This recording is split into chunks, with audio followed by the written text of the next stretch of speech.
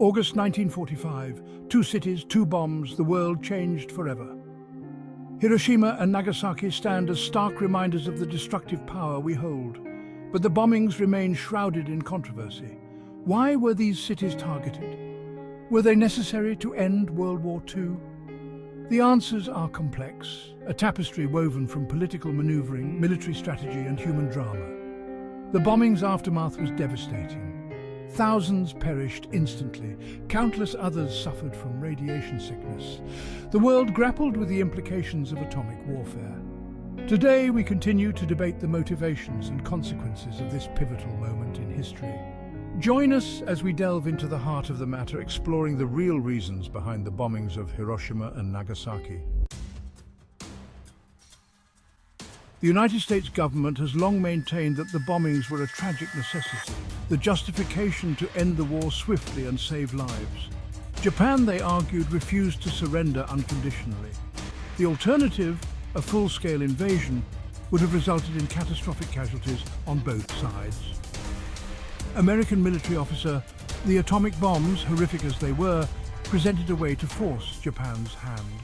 This narrative, however, has been challenged over the years. Critics argue that Japan was already on the verge of surrender.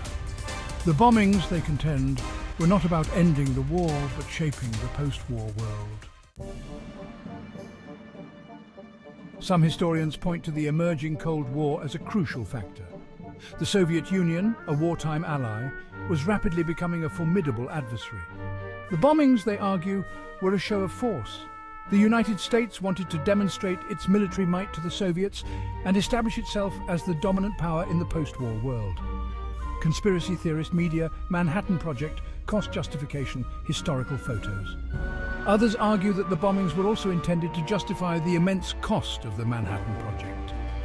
This top-secret program, which developed the atomic bomb, had consumed vast resources.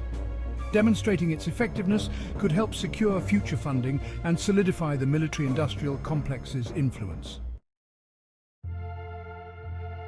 Section 4. The players' motivations and decisions. President Truman, facing immense pressure, ultimately authorized the bombings. His advisors presented conflicting viewpoints. Some urged caution, emphasizing the moral implications of unleashing such destructive power. Others argued for their necessity, citing military objectives and potential lives saved. Within the military, opinions also differed. General Dwight D. Eisenhower, for example, later expressed his reservations about the bombings. He believed Japan was already defeated and that the use of atomic weapons was unnecessary. Section 5. The weight of the decision, a legacy of debate. The bombings of Hiroshima and Nagasaki remain a deeply unsettling chapter in human history. The debate over their necessity, morality, and true motivations continues to rage. Examining the historical context, the motivations of key players, and the alternative perspectives is crucial. The bombings serve as a chilling reminder of the devastating consequences of unchecked power. They force us to confront the complexities of war and the moral dilemmas that leaders face. As we grapple with the legacy of Hiroshima and Nagasaki, one question remains paramount. How can we prevent such horrors from ever happening again?